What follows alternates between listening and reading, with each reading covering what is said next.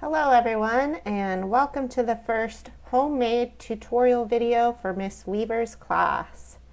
Today we are going to create a simple postcard using the taxiboat.jpg image you guys can find on the Canvas page for your class. So if you have not already downloaded that image and opened it in Photoshop, that is your first step for this tutorial. Alright, the first thing I want you guys to look at is off into the horizon in this wonderful boat photo. You can tell the horizon is actually crooked. This crop wasn't done correctly and I need to fix that. So there is a new feature of Photoshop that we're going to use to fix this problem, and it's called a guide. A guide is basically just a straight line that's not going to show up in your final edit, but it will help us make sure we straighten out this photo correctly. So to create a guide, you need to first make sure your rulers are showing. Click into your View tab, scroll down to Rulers. Mine has a check mark and I can see them, so I already know that they're showing. If yours are not showing, just click on this Rulers button and make sure your rulers are showing, or you can even use a keyboard shortcut for it. So click on your top ruler, and you're going to hold and drag down close to where that horizon is. And there we go. We get a nice bright neon line showing across that entire photo. But the thing is, that line isn't actually there. We're just using it to make sure we crop it straight. So switch to your crop tool. And we just need to rotate this photo counterclockwise a little bit to fix the problem. So if you forgot how to rotate, click outside of that image area. You'll see the two-headed arrow. And I'm just going to click and drag. Use that guide, and that looks, let me fix it just a little bit more. Alright, I think that looks good, so I'm going to go ahead and accept that change that I just made. Now, there's something that I've been telling you guys to do with your images when you edit it and turn it into me, and that is to duplicate your background layer. Now, there are a couple of reasons I ask you guys to do this before you turn in your photos. The main reason being that when you edit your photo without duplicating your background layer and making those changes to that background copy, I am unable to see all of the changes you made, especially if it's little changes like using the healing brush. So go ahead and duplicate that background layer. I just want to point out that when you make changes to your background copy layer, the other good thing about it is you can actually compare how your image looked before you made any edits and how it looks after you're finished editing. And I think that's really useful to see whether or not your overall changes benefit your photo. So the thing about that is you can do other things as well, such as create a layer mask, and that's something we'll learn about later on in our Photoshop unit. For now, go ahead and just duplicate that background layer. I like to keep mine named background copy, just because it's very obvious what that layer is. So I'm good for now. All right, the next tool we're going to use is the Spot Healing Brush tool. We've used this one before. I just really don't like how that paddle is showing from the next boat over, so I want to get rid of that. I'm going to zoom in using my keyboard shortcuts so that I can make sure it looks nice and doesn't look fake, just by using some spots. And I think that looks good. You can't really tell it was there unless you actually knew it was there in the first place.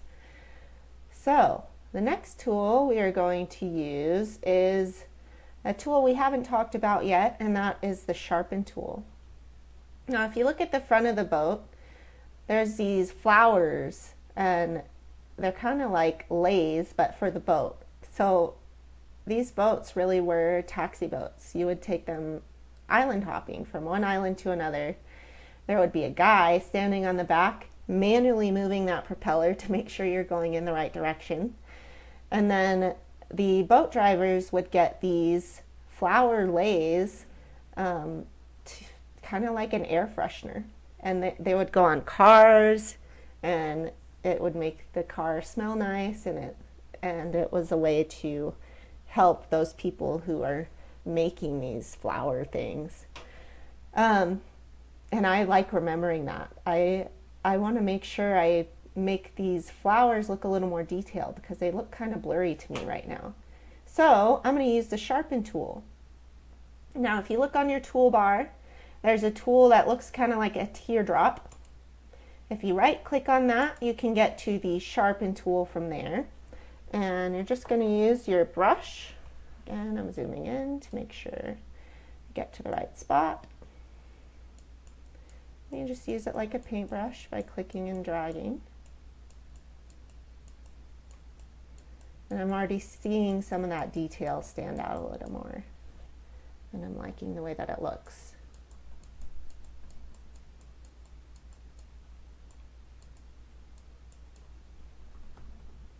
Yeah. Now I can definitely see a lot more detail on those flowers, and I can even compare how it looked before and after by using that background copy. All right, the next tool I'm going to introduce to you guys is the shape tool, or specifically the rectangle tool. So if you look at your toolbar, some people get pretty confused about the amount of rectangles that are on the toolbar. This is your rectangle selection tool. This is your gradient tool. And then further down, you have your rectangle tool. And if you right click on your rectangle tool, there's a whole bunch of other shapes that you can create as well. Today, we're just going to use the rectangle tool. And what I'm going to do is I'm going to draw a rectangle right about here at the top of the photo. And then I'm going to put some text in it stating what island this boat is located on. So to draw your rectangle, all you have to do is click and drag. You just need to make sure your rectangle has enough room to fit that text. So I'm going to make it just a little bit bigger. And I think that's good enough. We'll see how it looks with the text in it. I can always make it bigger or smaller if I need to later on. So once you have created your rectangle, you'll see up at the top there's a whole bunch of new options on our options bar for this specific tool. Now the default is the rectangle is black. I don't want it to be black. I actually want to do a different fill. So the color that's inside of the rectangle is your fill color. The stroke is the outline of your shape. And you can change how big or small you want that outline to be right here. I'm actually going to keep this at no stroke, which is why it has that red line drawn through it. But I am going to change the fill color. I'm going to do a gradient fade from black to translucent or clear.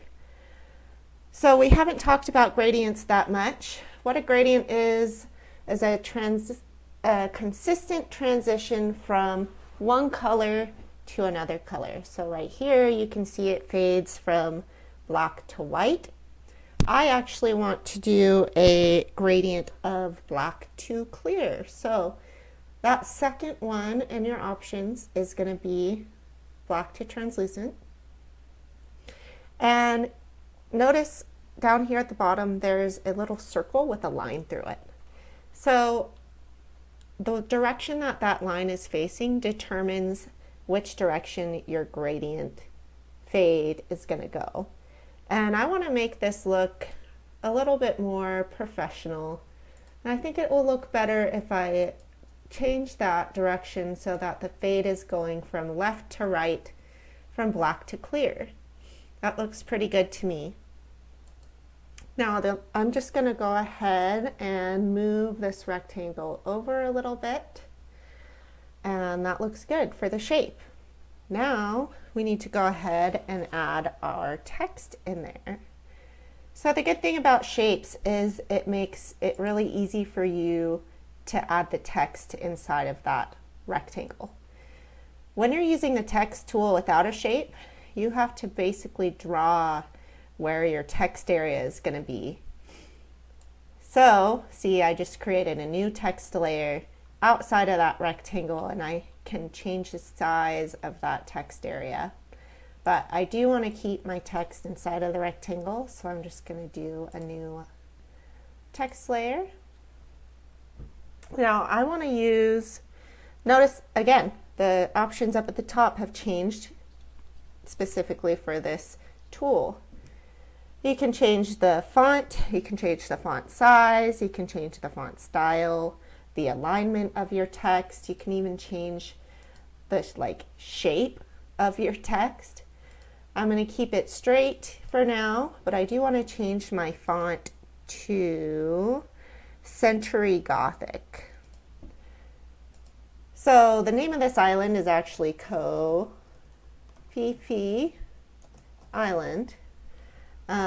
It's funny because I went there thinking it was Ko Fifi. It's actually Ko Pipi Island. That's how they pronounce it in Thailand. So I'm going to do a whole separate text layer for the Thailand part of my text. I could just go back into that layer that I just created and hit enter and put it on the next line. The only thing about that is you have it then is one layer and you can't move the text individually. Also, you notice when I typed it in, it put the text really close together. And you can change that using your character panel. So you just go to Window, Character, and in this option right here, you can change how far apart you want your text to be. You do have to have your text selected first. Notice, changed it to 30 point, and that made it a little further away. However, I want to be able to move this text separately from each other. So I'm just going to go ahead and create a new text layer right there. Thailand. Whoops, spelled it wrong. And I actually downloaded this next font off of the internet. It's really good. The internet has tons of free fonts. It's easy to download from home. Unfortunately, you guys are not able to download them from the school computers. So if you are ever working from home and you're interested in trying new fonts out that aren't available to you, you can always use online websites to download those fonts. Just make sure you're not, make sure you're using a safe website when you do that so you don't accidentally download a virus on your parents' computer or something. All right, now the next thing I want to do is just make that Thailand font a little bit bigger. One thing that's good about the text tool is just like any other layer, right? See, now I have two layers and the layer names are what the text is. But I can treat this just like any normal layer, and I can use my transform tool or just edit transform, Control T to change the size. This is nice because then you don't have those weird jumps in between font sizes. Makes it look a little better. There we go. I think I like that. All right. Now there's one last thing I'm going to talk about today, and that is on your layers panel. There's something called font or layer effects. So I call it layer effects because it's easy to remember. The symbol for adding a layer style, that's what it's called, to one of your layers is FX, layer effects. Easy to remember. So just select drop shadow down here at the bottom, and it brings up this whole panel that gives you a bunch of options. And I'm just going to apply a drop shadow, make it a little more opaque.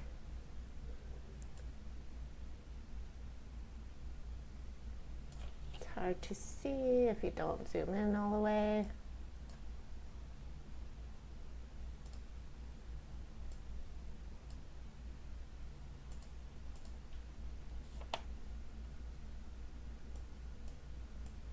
There we go. Now you can see it. And look, we're seeing this circle again. That gives you the direction of your drop shadow. I think this just makes the text pop out a little bit more. And then you guys can play around with this, but there's a whole bunch of different features that you can apply to your, not only your text, but just about any layer that you use. For the purpose of this activity, this is the only effect that I want to use. And I want to copy that exact layer style over to my Kofifi Island text layer. So I can just do that by right-clicking on the layer, choosing copy layer style right here. Switch over to your Kofifi Island, and then you can just paste the layer style. Ta-da. Exactly the same now. All right, I think I'm just about done. Let me just change this a little bit. Cool. Looks good to me. All right. Thanks again for joining me in my tutorial video. Hopefully you guys learned a lot today. Make sure you save your image as a Photoshop file and turn it into Canvas as a Photoshop file so that you can earn full credit for this assignment. Thanks again, guys. Bye.